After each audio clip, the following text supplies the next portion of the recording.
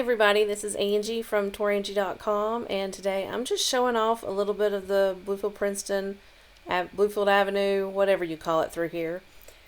As many of you know, this road has had some issues the past several years, and we're near Goins Shell. Anyway, they've reduced it to one-lane traffic. Well, yesterday it was open to both sides of the traffic, but you could tell, that the road is still falling in and having issues. So today they're showing, I'm just popped the camera up in my windshield to show that they are working on it, that something has developed, and I don't know what they're going to be doing, but I just thought I would share in case you're from the area or used to live here and knew that there was issues, that there was an issue here with this road right here. It's kind of caving in, but it appears that they're going to start working on it. Last I had heard, they were having issues trying to figure out how to build up the bank on it to prevent the road from falling more. I'm not exactly sure, but anyway, it looks like they're doing some work today, so I thought I'd share a little bit of it while I was sitting there on the video, give you something else different to look at with my driving of Bluefield, West Virginia videos that I tend to make. So I'm going to talk about something else, and enjoy the video. So we're going to talk a little bit about Bluefield. In the past, I have mentioned the first settlers of Bluefield, which were the Baileys and the Davidsons. Richard Bailey and his wife Annie Belcher had 10 children. Anyway, we're going to talk a little bit more. Up until about 1881, Bluefield was mainly just farmland.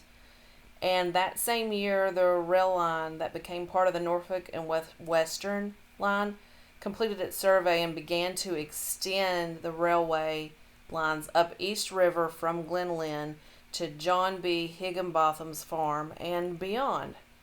And with the coming of the railway or the railroad to the area, that's what developed commercial and industry center for Bluefield or Mercer County. And then, of course, with the coal. So this area was known as Higginbotham's Summit until 1886, when a post office was built. And in 1888, Norfolk Western chose Bluefield as the site of the shops and yards because it was the highest point on the rail line at 2,500 feet. So that way, the line went from Columbus, Ohio to Norfolk, Virginia, and a gravity switch in either directions was possible. So that's how Bluefield became the center of it. I thought that was pretty neat. I didn't know that until now.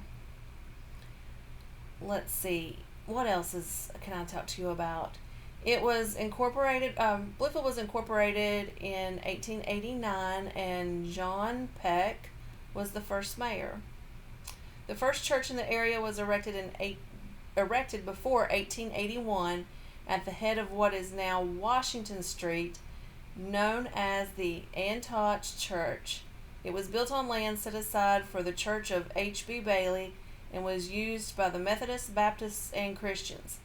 The first church erected in the town of Bluefield was Emmanuel Lutheran Church, built in 1886-1887 on Summer Street.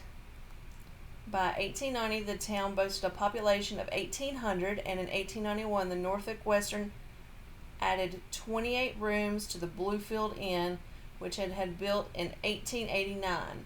The 50-room building stood on the site of the later Norfolk and Western office building on Princeton Avenue and was connected into the office building in 1909.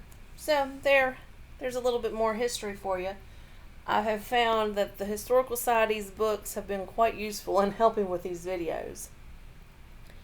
So let's see what else I'm going to talk about here. I believe this is where I'm going to end it for this video. It's going to be just a shorter video than normal because I'm cutting up the streets where I'm doing a separate video for later. So this is Angie from Tourangie.com. Come to my website, read my blogs, make appointments so I can help you plan your next travel adventure. Talk to you later.